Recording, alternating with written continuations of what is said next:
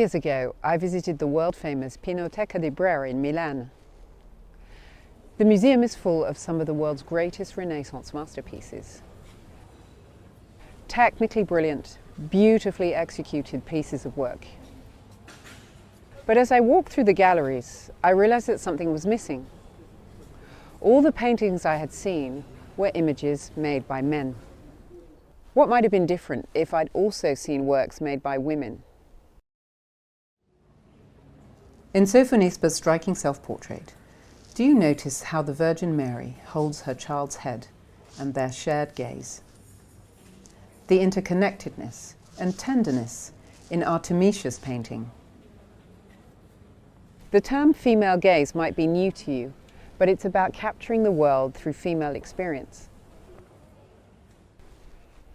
I'm not an art historian, I'm a natural history filmmaker, but there are similarities between my work and Italian Renaissance paintings when it comes to questions of representation. In the 25 years I've been doing a job I'm passionate about, I've almost always been the only woman in the team in the field. These experiences made me start thinking about the types of films that were being made about nature and what global audiences were seeing.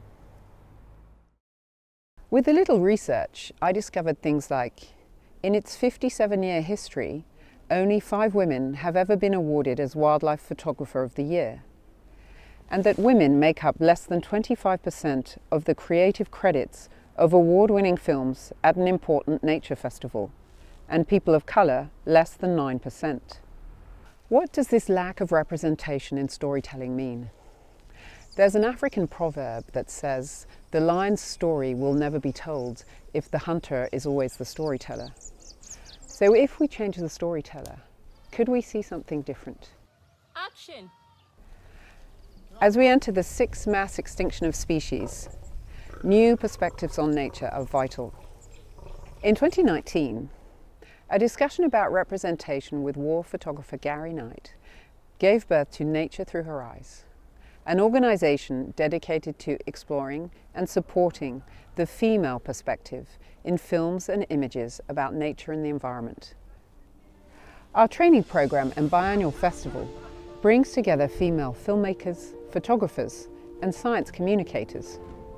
So many women have stories to tell.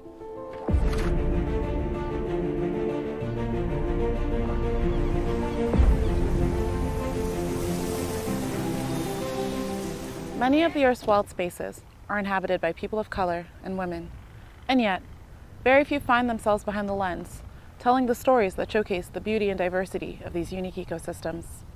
In my home country of Gabon, which is 88% rainforest, stories of the land are rarely told by those native to it. The gradual withering of our connection to nature, once revered by our ancestors, pushed me to try to reframe how we relate to the natural world.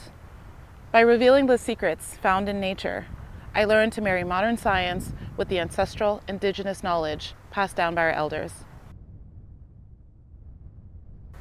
This journey led me to become Gabon's first wildlife filmmaker. My first film, Ndosi, explored a community's relationship to the gorilla, a totem animal for them, in the rainforest they both share. On the heels of this, I set out on scouting missions for my next film about the Buteke lion of Gabon, a rare and elusive subpopulation of lion, long thought to be extinct, until camera trap footage caught in the deep rainforest revealed one last lion, renewing hope for local wildlife conservationists. This is where I met Maman Angèle. We danced, laughed, and I listened as she told me stories from her childhood in a place now known as Buteke National Park. It struck me how where I and many others saw a hotspot for biodiversity or cinematic landscapes, she simply saw home. South African poet laureate Mamchina Mklope once told me, quoting an old Nigerian proverb, "A nation is as weak or as powerful as the stories they choose to tell, to themselves and to one another." If we do not tell the stories of our homelands, they are doomed to be forgotten, and when they are, so too will the cultures and identities that stem from them.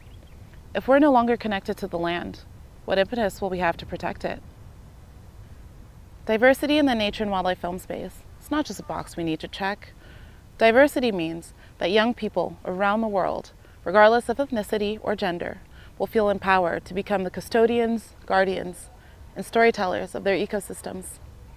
Please join us in bringing voices seldom heard into the global conversation about nature and wildlife, so together we can ensure that wild spaces, just like the rainforest of Gabon, remain preserved and protected for generations to come.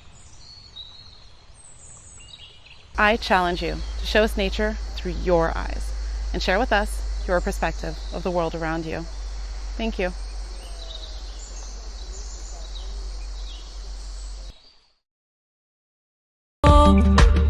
Me transformo en el